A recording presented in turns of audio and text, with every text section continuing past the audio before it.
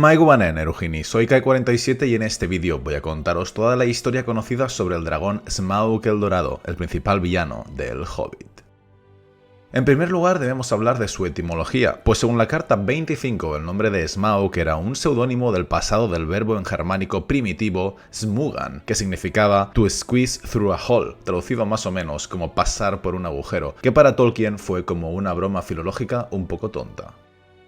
Dicho esto, pasemos a hablar de la historia de Smaug, que para entenderla debemos conocer primero la historia de los enanos de Durin. Como todos sabéis, a comienzos de la Tercera Edad, estos enanos habitaban en el reino de Hazad-dûm, pero en el año 1980 un Balrog despertó en su interior y mató a 2 reyes de forma consecutiva, obligando a los que quedaban a abandonar su hogar y huir para sobrevivir. En el año 1999 algunos de ellos fundaron Erebor, pero la mayoría fueron a las Montañas Grises, porque eran ricas y poco exploradas, lo que hizo que en el 2210 los de Erebor abandonaran su reino y se desplazaran hacia el norte para unirse a sus hermanos. Por desgracia, en los yermos que rodeaban aquella cadena montañosa se escondían los dragones que habían sobrevivido desde los oscuros tiempos de Morgoth, quienes, después de varios siglos, se multiplicaron e incrementaron de nuevo su poder, con lo que acabaron asaltando a los enanos, haciéndoles la guerra y saqueando sus tesoros. Por ello, cuando en el año 2589 el rey y su segundo hijo fueron asesinados a las puertas de su mansión por un gran dragón frío, el primer hijo,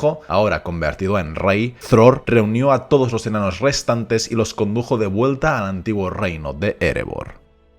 No sabemos dónde o cuándo nació Smaug, aunque es probable que fuera en el Brezal Marchito, uno de los brazos de las Montañas Grises, durante la Tercera Edad, y por eso mismo también es posible que él fuera uno de los múltiples dragones que combatió allí contra los enanos de Durin hasta expulsarlos de la cordillera. Por su parte, durante los 2 siglos posteriores, los enanos de Erebor se hicieron inmensamente ricos. Los salones de Thror se llenaron de armaduras, joyas, tallas y copas, y el rumor de la riqueza del reino se extendió tanto por el mundo que al final alcanzó a los oídos de los dragones. Desde hacía milenios, tal y como se vio en Glaurung durante la Primera Edad, los dragones tenían la costumbre de robar oro y joyas a hombres, elfos y enanos donde quiera que pudieran encontrarlos, y guardaban el botín mientras vivían, razón por la que, atraído por esos tesoros que, según se decía, se escondían en la montaña solitaria, en el año 2770 de la Tercera Edad, Smaug, que aunque todavía era relativamente joven, se trataba del más ambicioso, fuerte y malvado de todos los dragones que quedaban vivos en la Tierra Media, se levantó y descendió sin avisar sobre Erebor en llamas. Lo primero que los nativos oyeron fue un ruido como de un huracán que venía del norte. Los pinos crujieron y rechinaron con el viento. Algunos de los enanos que en ese momento estaban fuera, como Thorin y Balin, vieron desde lejos a Smaug posarse en la montaña en un remolino de fuego para luego bajar por las laderas y hacer arder los bosques. Los que había dentro de Erebor salieron corriendo por la puerta principal, pero allí el dragón los esperaba. Transformó el río en vapor, una niebla cayó sobre ellos y mató o devoró tanto a los guerreros como a los que intentaban escapar. Entonces se arrastró a través de la puerta principal y destrozó todos los salones, aceras, túneles, callejuelas, bodegas, mansiones y pasadizos del interior del reino, hasta que no quedó ni un solo enano vivo dentro de la montaña solitaria, momento en que el dragón se apoderó de todas las riquezas y, tal como tenían por costumbre los monstruos de su raza, las apiló todas en un gran montón muy adentro, en el gran salón de Thror, donde se tendió para dormir utilizando el tesoro como cama. De entre todos los enanos que vivían en el reino de Erebor, solo pudieron sobrevivir aquellos que no se encontraban allí en el momento del ataque, sino que estaban fuera, excepto Thror y Thrain, que consiguieron escapar en solitario por una puerta lateral secreta que iba sin pérdida desde el gran salón hasta el exterior de la montaña. Por lo que hace a los hombres de Valle, ellos también intentaron combatir contra Smaug y dieron la alarma al tocar con sus campanas cuando lo vieron llegar, pero el dragón derribó torres y casas y se comió a muchos de sus habitantes. Durante los años posteriores, empezó a salir de vez en cuando arrastrándose por la puerta principal para visitar la ciudad de Valle y llevarse a gente por la noche, especialmente doncellas, a las que se comía en su cueva. Así, al final esa ciudad quedó arruinada y todos los habitantes que no habían muerto huyeron, abandonando sus hogares para instalarse más al sur, a la ciudad de Esgaroth, en medio del lago Largo. Los enanos de Erebor habían construido diferentes entradas por toda la montaña, pero Smaug las destruyó o bloqueó todas excepto 2, la puerta principal, por donde el río rápido salía hacia el sur, y la pequeña entrada lateral secreta por la que Thror y Thrain habían huido. El dragón estuvo tanto tiempo habitando ese reino que, incluso cuando se encontraba fuera, el vapor y el fétido olor a gusano infectaban todas las salas interiores de forma permanente, y de hecho por la puerta principal salían de continuo un vapor y un humo negro. A pesar del antiguo esplendor del hogar de los enanos, mientras Smaug vivió allí, el aspecto del lugar era el siguiente. Las mesas se podrían, las sillas y los bancos yacían patas arriba carbonizados y carcomidos, cráneos y huesos estaban tirados por el suelo entre jarros, cuencos de beber destrozados y polvo. Los adornos habían sido pulverizados o destruidos, y todo estaba sucio y desordenado con las idas y venidas del dragón, que se desplazaba sin darle importancia a lo que movía o destrozaba. El desorden y la oscuridad provocaron que, de hecho, Smaug no fuera el único habitante de Erebor, sino que con el tiempo instalaran allí sus nidos muchas bandas de murciélagos, a los que el monstruo no parecía prestar la menor atención, porque convivía con ellos sin molestarse por cazarlos o ahuyentarlos. Así se encontraba el interior de la montaña, mientras que el exterior era conocido como la desolación del dragón, porque aunque la tierra alrededor había sido hermosa y verde, ahora era pelada y árida, la hierba escaseaba, los árboles y arbustos eran casi inexistentes, de los que habían muerto mucho tiempo atrás solo quedaban unos tocones rotos y ennegrecidos, y la ciudad de Valle no era más que las ruinas grises de casas, torreones y muros antiguos. El hecho de que Smaug hubiera devorado a tantos enanos de Erebor y hombres de Valle cuando conquistó la montaña solitaria hizo que su tamaño aumentara, y asimismo los siglos lo hicieron envejecer para convertirlo en un monstruo muy astuto, cuya codicia no decreció a pesar de poseer el enorme tesoro del pueblo de Durin. Sin embargo, con el transcurso del tiempo, el dragón se acomodó y dejó de salir, quedándose en el interior, tranquilo, durmiendo sobre el lecho de oro durante décadas, hasta el punto que en Esgaroth, la ciudad del lago, algunos de los más jóvenes empezaron a poner abiertamente en duda su existencia, porque no lo habían visto nunca, y se burlaban de los ancianos que aseguraban haberlo visto volar por el cielo en sus años mozos. Pero de forma paralela a su vida en la montaña solitaria, los enanos no olvidaron nunca el agravio que había cometido sobre su pueblo. En el año 2845, Thrain fue hecho prisionero en Dol Guldur precisamente mientras intentaba volver a Erebor, y 5 años después Gandalf lo encontró allí, recibió de él la llave de la puerta lateral secreta del reino y descubrió que el nigromante era en realidad Sauron. Al hacerlo, el mago supo que su enemigo se preparaba para librar una gran guerra y creía que empezaría atacando Rivendell, para lo cual creía posible que Sauron recurriera a Smaug, por lo que Gandalf empezó a pensar en métodos para deshacerse del peligroso dragón. Así pues, cuando casi un siglo más tarde se encontró con Thorin de casualidad, Gandalf vio en él al aliado perfecto, porque Thorin estaba tan ansioso como él por ver sucumbir a Smaug. Sin embargo, el enano no pensaba en otra cosa que en planes de batalla y guerra, y Gandalf no veía ninguna esperanza en todo ello, pero se le ocurrió que para Smaug el olor de un hobbit sería imposible de identificar, y a pesar de su oído penetrante no sería capaz de escuchar los pasos de sus pies silenciosos, y gracias al mapa y a la llave que le había dado Thrain en Dol Guldur, Thorin accedió a emprender una expedición secreta llevándose con él a un hobbit en lugar de atacar Erebor con un gran ejército de enanos. Así fue que en el año 2941 de la Tercera Edad, Gandalf escogió a Bilbo Bolsón, quien se unió a Thorin y a otros 12 enanos y viajó desde la comarca hasta la puerta lateral secreta de Erebor. No obstante, cabe reconocer aquí que esto plantea la mayor incógnita de toda la historia del Hobbit, que es la siguiente. ¿Cuál era el plan de Gandalf para matar a Smaug? Porque en las películas se nos explica que Bilbo fue escogido para robar la piedra del arca, con la que Thorin podría convocar a todos los ejércitos de los enanos, a los que pensaba usar para atacar y matar a Smaug. Pero eso es un invento de las películas. Un invento que en mi opinión es acertado y necesario, porque en el libro Thorin ya de por sí tiene autoridad para convocar a los ejércitos de los enanos cuando quiere, sin necesidad de ninguna joya, pero Gandalf no quiere que lo haga porque cree que el dragón sería capaz de derrotar a todos los enanos juntos, independientemente de que le atacaran miles de ellos. Y lo único que el mago hace es convencer a Thorin de que vaya con pocos compañeros y que con ellos viaje Bilbo Bolsón. Pero en ningún momento de la historia nadie se plantea la cuestión de cómo piensan matar a Smaug, y Gandalf los abandona a medio camino para ir a luchar contra Sauron, dejando la suerte de la expedición en manos del azar, o en manos del destino, o mejor dicho, en manos de Eru y Ilúvatar, lo cual no tiene mucha lógica y es bastante curioso que Tolkien nunca escribiera en ninguna carta ni en ningún ensayo ninguna explicación más clara sobre lo que pensaban hacer al respecto.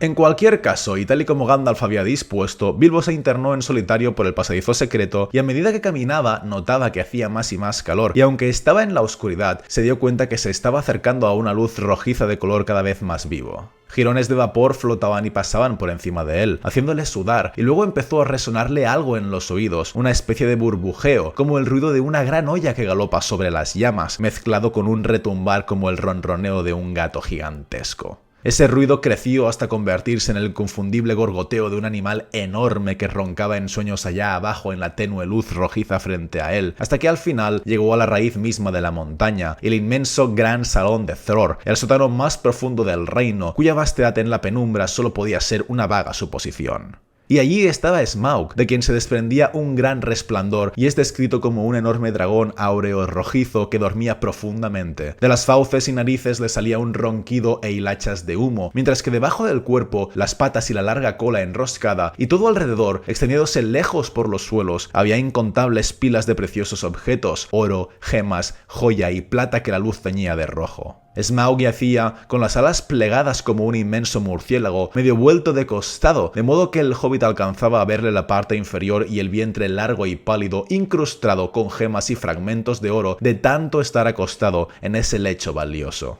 De esta descripción y de la ilustración que veis en pantalla, que fue hecha por el propio autor, se destacan dos grandes cambios del aspecto físico de Smaug con respecto a las películas de Peter Jackson. En el libro, Smaug es grande, pero no inmenso, tiene las patas delanteras separadas de las alas, mientras que en las películas su tamaño es mucho más gigantesco y tiene las alas pegadas a las patas delanteras. El día que Bilbo lo visitó, Smaug tuvo un sueño intranquilo de avaricia y violencia en el que un guerrero insignificante del todo en tamaño, pero provisto de una afilada espada y gran valor, actuaba de un modo muy desagradable, y no despertó mientras Bilbo le robaba una copa y regresaba con los enanos. No obstante, los dragones conocían hasta la última onza de las riquezas que guardaban, sobre todo después de una larga posesión, por lo que cuando Smaug al fin se espabiló, se dio cuenta que había un hálito extraño en su cueva. Se movió y estiró el cuello hacia adelante, husmeando, y de pronto notó que le faltaba esa copa. Al darse cuenta que le habían robado, algo que no había ocurrido en todo el tiempo que había pasado desde que había conquistado la montaña, su ira se encendió, esa ira que solo se ve en la gente rica que no alcanza a disfrutar de todo lo que tiene y que de pronto pierde algo que ha guardado durante mucho tiempo, pero que nunca ha utilizado o necesitado. Smaug comprendió que el ladrón había acudido por el pequeño agujero que llevaba a aquel acceso lateral, del cual nunca se había sentido muy contento, aunque era tan reducido que nunca le había dado importancia, y ahora lo miraba feroz y receloso, preguntándose por qué no lo había bloqueado. Entonces vomitó fuego, el salón humeó, las raíces de la montaña se estremecieron, golpeó en vano la cabeza contra el agujero, y enroscando su cuerpo, rugiendo como un trueno subterráneo, se precipitó fuera de la guarida profunda para salir de Erebor.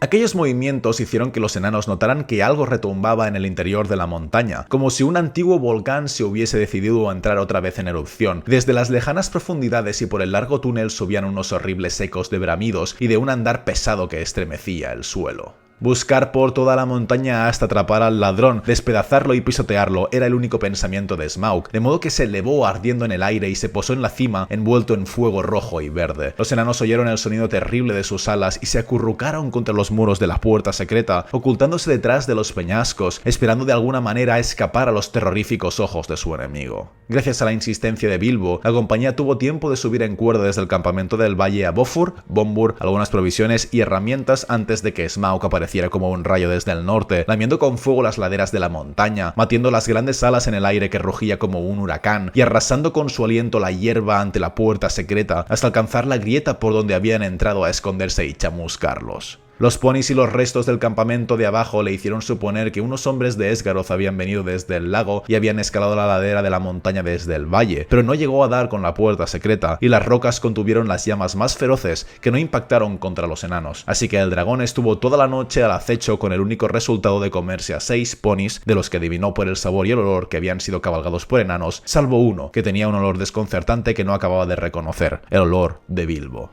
Al final, el alba enfrió su cólera y decidió regresar al lecho dorado para dormir y reponer fuerzas, diciéndose que no olvidaría ni perdonaría el robo y que esperaría en silencio a que el ladrón volviera a hacer aparición.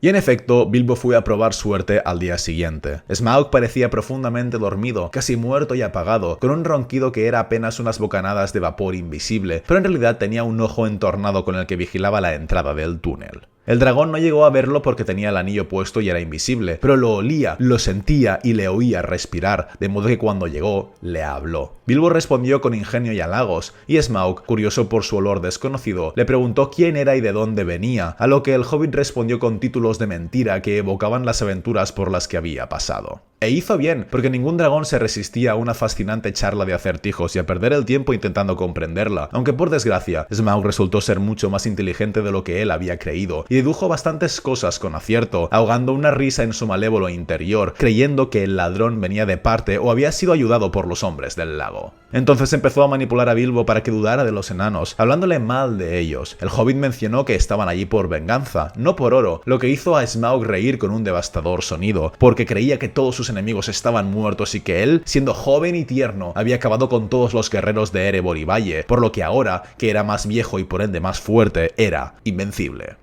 Entonces confesó que consideraba que su armadura era como 10 escudos, sus dientes espadas, sus garras lanzas, su cola un rayo, sus alas un huracán y su aliento muerte, a lo que Bilbo aprovechó para preguntarle si por debajo también estaba bien protegido, y Smaug explicó que por encima tenía escamas de hierro y por debajo gemas duras, por lo que ninguna hoja podía penetrarle, pero al revolcarse y enseñarle a Bilbo los diamantes del tesoro de Erebor que se habían incrustado en él después de dormir sobre ellos durante tantos años, el hobbit vio que en el pecho izquierdo había una parte tan desnuda como un caracol fuera de casa, que Smaug, inconsciente, no se había visto y por ende no se había preocupado de cubrir. Para aquellos a quienes os interese, según la carta 122, esta conversación estaba inspirada en la del dragón Fafnir de las versiones nórdicas tardías de la historia de Sigurd.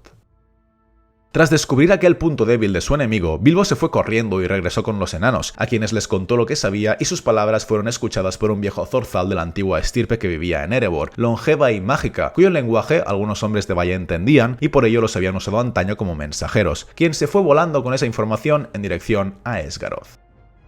Mientras tanto, Smaug dejó su guarida pisando con cuidado, remontó el vuelo en silencio, flotó pesado y lento en la oscuridad como un grajo monstruoso, bajando con el viento hacia el oeste de la montaña, esperando atrapar desprevenida cualquier cosa que estuviera por allí, pero la puerta estaba tan escondida que no pudo ver nada ni encontrar a nadie, por lo que estalló en cólera, y como deducía dónde debía estar la desembocadura, golpeó la ladera de la montaña, quebrando rocas, aplastando paredes y precipicios con los azotes de su enorme cola, hasta que la entrada secreta y todo lo que la rodeaba desaparecieron en un revoltijo de pedazos rotos y una avalancha de piedras astilladas cayó del acantilado al valle. Los enanos se salvaron gracias a Bilbo, quien, temiendo las represalias del dragón después de su conversación, los instó a que se encerraran en el túnel y caminaran hacia abajo, lo que los hizo sobrevivir de milagro, porque, después de las sacudidas de Smaug, el extremo superior del pasadizo quedó destruido y bloqueado por pedazos de roca, y ni la llave ni la magia volverían a abrir nunca aquella puerta secreta. Después de haberse desahogado, Smaug se sintió mejor y pensó que no sería molestado de nuevo desde ese lugar, porque creía que tanto el ladrón como sus amigos enanos estaban muertos. Pero él no sabía que el líder de la expedición era Thorin, el nieto de Thror, sino que seguía convencido de que los enanos y Bilbo procedían de Esgaroth, de quienes debía vengarse por haber enviado a un ladrón a su palacio, por lo que se elevó en llamas y partió hacia el lago largo. Por su parte, en Esgaroth vieron luces en la montaña y al principio todos creyeron que era Thorin enviando dinero por el río. Todos, excepto el arquero Bardo, que fue el único que comprendió que Smaug se estaba acercando y avisó que debían cortar el puente y prepararse para luchar. Gracias a sus indicaciones tocaron enseguida las trompetas de alarma, justo cuando vieron al dragón como una chispa de fuego que volaba hacia ellos, cada vez más grande y brillante. Entonces usaron el poco tiempo que les quedaba para llenar con agua todas las vasijas de la ciudad. Todos los guerreros se armaron, prepararon venablos y flechas, y el puente fue derribado y destruido antes de que se oyera el rugido de la terrible llegada de Smaug y el lago se rizara rojo como el fuego bajo el tremendo batido de sus alas. Entre chillidos, lamentos y gritos, Smaug llegó sobre ellos y se precipitó hacia el puente, pero vio que lo habían destruido y que la ciudad de sus enemigos era como una isla en medio de un agua demasiado profunda, oscura y fría. Sabía que si se echaba al agua, los vagos y vapores entenebrecerían la tierra durante mucho tiempo, pero que el lago era más poderoso que él y que moriría antes de conseguir atravesarlo. Así que rugió y voló de vuelta a la ciudad, donde fue recibido por una granizada de flechas que se elevó, le golpeó las escamas y joyas, y su aliento las encendió para hacerlas caer de vuelta al agua ardiendo y silbando. El tañido de los arcos y el toque de las trompetas enardeció aún más su cólera, hasta enceguecerlo y enloquecerlo. Nadie se había atrevido a enfrentarlo desde hacía siglos, y de hecho, tampoco se habrían atrevido ahora si Bardo no hubiera estado corriendo de aquí para allá, animando a los arqueros y pidiendo al gobernador que les ordenara luchar hasta la última flecha.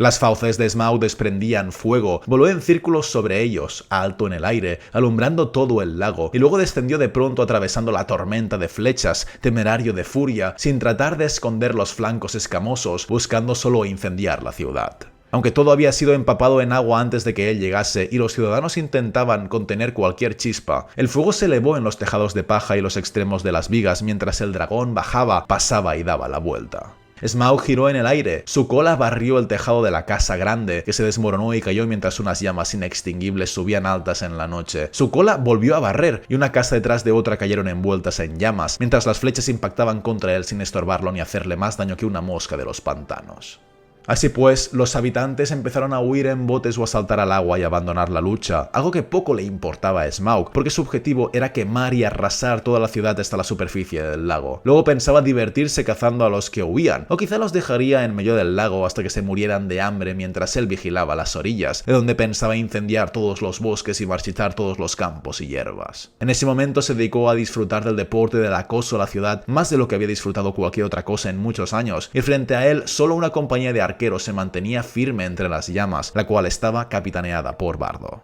Y resulta que Bardo descendía de los hombres de la ciudad de Valle, porque su ancestro era Girion, señor de Valle, por lo que cuando de pronto el viejo zorzal de Erebor llegó y habló con él para revelarle dónde estaba el punto débil de Smaug, Bardo pudo entender su lengua. Entonces aprovechó que su enemigo regresaba volando en círculos bajos y que al acercarse la luna se elevó sobre la orilla este y le plateó las grandes alas para ver en efecto dónde se encontraba su punto débil. De este modo, cuando el dragón descendió de nuevo, más bajo que nunca, precipitándose sobre él, el vientre blanco resplandeció con fuegos chispeantes de gemas a la luz de la luna, pero no en un punto donde Bardo apuntó. Su gran arco de tejo chasqueó y su flecha negra voló directa desde la cuerda al hueco del pecho izquierdo, donde nacía la pata delantera, ahora extendida. Tan fiero fue ese tiro que en el hueco se hundió y allí desapareció, punta, ástil y pluma, lo que hizo que Smaug soltara un chillido que ensordeció a hombres, derribó árboles y desmenuzó piedras, saltó disparado en el aire y se precipitó a tierra desde las alturas.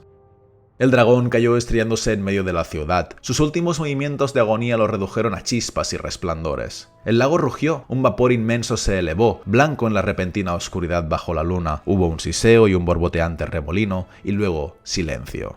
Así, en la narración se entiende que su muerte no fue provocada únicamente por la flecha de Bardo, sino también por el lago largo, que ya antes se había indicado que era demasiado profundo como para que él pudiera atravesarlo. Y así, herido y ahogado, murió Smaug el Dorado, 271 años después de haber conquistado Erebor, al mismo tiempo que la ciudad de Esgaroth era destruida. No obstante, al menos 3/4 partes de sus habitantes escaparon vivos, junto con los bosques, pastos, campos, ganado y la mayoría de los botes. Algunos se enfermaron aquella primera noche por la humedad, el frío y la pena, y murieron poco después, pero los supervivientes, con la ayuda de Thranduil y los elfos del Bosque Negro, trabajaron talando árboles y recolectando madera, para luego levantar muchas cabañas a orillas del lago contra el invierno inminente y comenzar a trazar una nueva ciudad, aún más hermosa y grande que antes. Sin embargo, esa nueva ciudad no estaría en el mismo sitio que la antigua, sino que la construyeron más al norte del lago, a una costa elevada, pues siempre recelarían del agua donde estaba el cadáver del dragón. Smaug nunca volvería otra vez al lecho dorado, sino que ahora yacía estirado, frío como la piedra, retorcido en el suelo de los bajíos. Allí, durante largos años, pudieron verse en los días tranquilos los huesos enormes entre los pilotes arruinados de la vieja ciudad, pero pocos se atrevían a cruzar ese sitio maldito, y menos aún a zambullirse en el agua escalofriante o a recuperar las piedras preciosas que le caían de la carcasa putrefacta.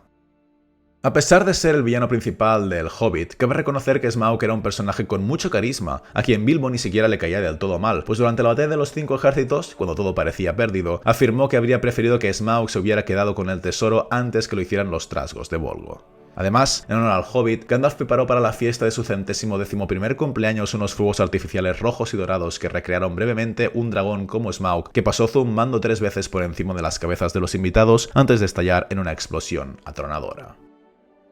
Con esto termina pues la historia de Smaug el Dorado, el más grande e importante de todos los dragones de la tercera edad de la Tierra Media. Espero que este vídeo os haya gustado, que hayáis aprendido y nos vemos en el siguiente. Un saludo a todos, amigos.